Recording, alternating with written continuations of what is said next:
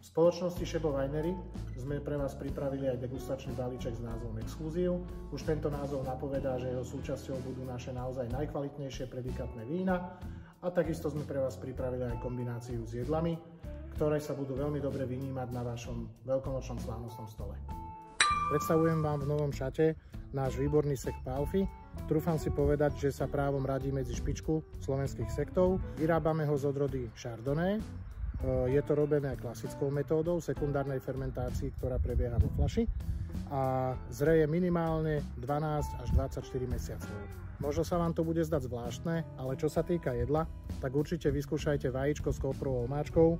Ja si myslím, že tá explózia tých vôní a chutí v kombinácii s týmto sektom bude naozaj jedinečná. Predstavujem vám Chardonnay, ročník 2022, výber z Hrozna, víno suché z produktovej rady Chateau Modra Premium.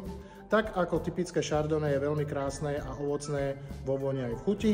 A keďže je to víno suché, tak je v ňom aj veľmi pekná svieža kyselinka, ktorá ho predurčuje nielen na okamžité pitie, ale kľudne aj na 2-3 roky do archívu.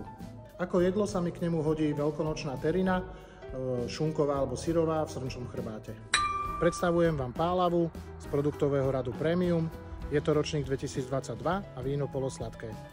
Spĺňa všetky atribúty vo vôni aj chuti, ktoré táto moravská odroda má mať. Okrem typických traminových tónov vôni dominuje aj liči a najlepšie si ho viem predstaviť s typickým veľkonočným barančekom.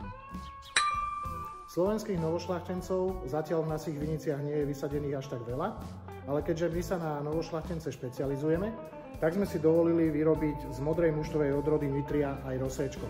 Predstavujem vám Nitriu Rosé z našej takej najnovšej produktovej rady Slovenské novošľachtence, ktorá je veľmi krásne aromaticky profilovaná, je to svieže ovocné víno, je to výnimočné víno suché.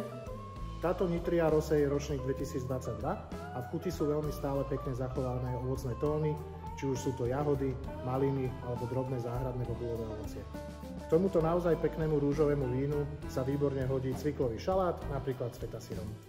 Dunaj z produktového radu Slovenské novošľachtence, ročník 2021, výber z Hrozna. Okrem mnohých iných ocenení sa tešíme aj z toho, že sa dostal do Národného salónu vín Slovenskej republiky. Vznikol trojitým krížením Muscat Bouschet, Oporto x Svetova-Vrenecké. Je naozaj veľmi plný v chuti aj vo vôni, tak ako všetky naše strekovské vína, pretože gro našich novošľachtencov pochádza zo Strekova.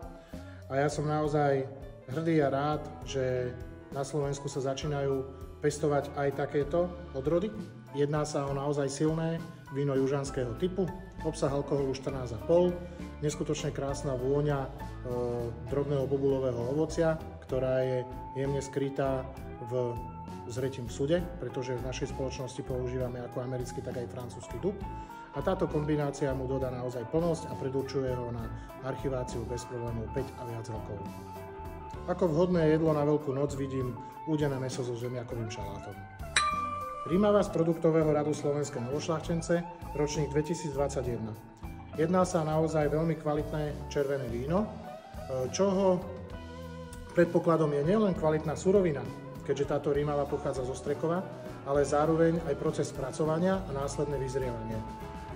Toto je ročník 2021, ten je naozaj mladúky, čo sa týka červených vín, ale už teraz vám dokáže ponúknuť nádherný aromatický profil, a to práve vďaka tomu, že na vyzrievanie používame nielen americké sudy, ktoré tomu vínu rýchlo dodajú jednotlivé krásne drevité tóny, ale aj francúzske sudy, ktoré predĺžujú vlastne tie tóny na dlhovekosť a tým pádom je veľmi vhodná aj do archívu. Zreci potenciál minimálne 8 rokov, no ako som spomenul, už teraz je naozaj veľmi krásne ovocné, v chuti čučoriedky, drobné ovocie s takým smotanovým záverom.